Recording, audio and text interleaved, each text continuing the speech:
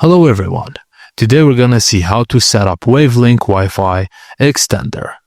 Firstly, connect to the extender, reset the extender and wait for a few minutes, then enable Wi-Fi on your mobile phone and look for the network. Connect to that network. Now open a web browser and type 192.168.10.1. The login screen will appear. Enter the default login password and select the language you prefer. Then click Login. After logging in, you'll see the main page. In the repeater mode wizard, choose either bridge or gateway mode. Select the Wi-Fi network you want the extender to connect to.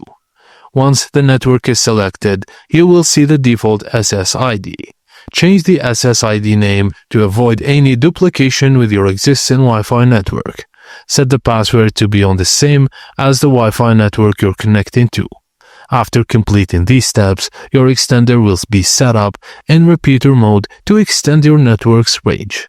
And that's it, guys. Thank you for watching, and please don't forget to like and subscribe for more.